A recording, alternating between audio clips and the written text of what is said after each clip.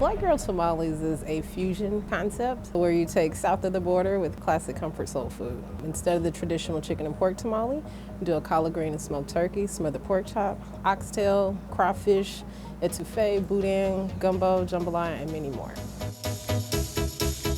Started off, my mother had some leftover collard greens from an event she did at the school. We were rolling tamales over the quarantine and she thought of combining them. I wasn't really with it at first. I thought it'd be a little weird because I'd never heard of it. He actually told me I was tripping when I told him that. He was like, "Mama, you tripping. Like, we need to just stick with what we're doing." And it's like, no, son, like, think about it. It's like cornbread and collard greens. And once we tried them, we realized they were really good and that they'd be a big hit.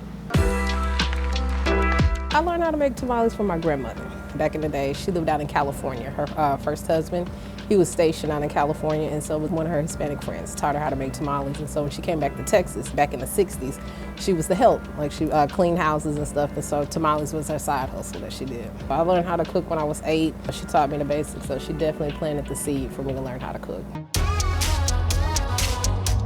I went to school at the Art Institute of Houston. I got my associates, and then I went to Atlanta and I got my bachelor's in culinary management. And I also have my master's from Springfield College for nonprofit MBA.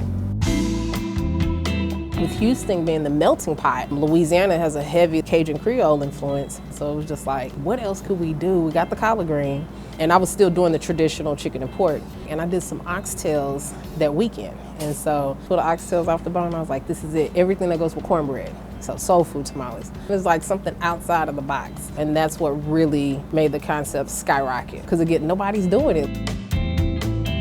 I came up with Black Girl Tamales because when I would tell people I made tamales, I'd always get the crazy looks. And I know what it is, like, oh, you black.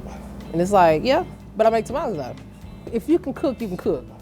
That's just all it is to it. It don't matter what's what, because again, even going to culinary school, you are professionally and classically trained to be versed in other cuisines. So it's the fact of when you learn the concept, you learn the seasoning, you learn the science behind it, it's nothing you can't cook, regardless. I'm not for everybody, and I'm okay. It's an acquired taste. We are an acquired taste. And again, it's just for somebody who has an open mind, who's okay with it. I say try it. There's more love put into it when you hand rolled it. We still hand roll our other flavors, but our top 3 flavors are manufactured from up in Dallas. And they actually hand roll them as well at the manufacturing facility there. So a day outside of the ones that we roll here, we will do probably about 20 dozens a day. Because we rotate the flavors and we do production the first few days of the week.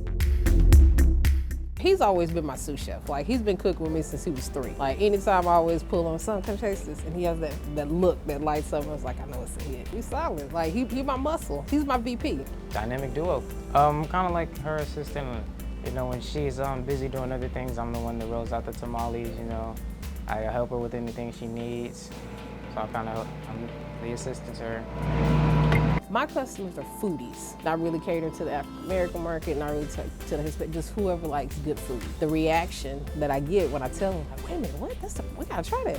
And that's what it is, 2 polar opposite coming together. That's what fusion cuisine is. You know, just kind of making it your own and putting your spin into it.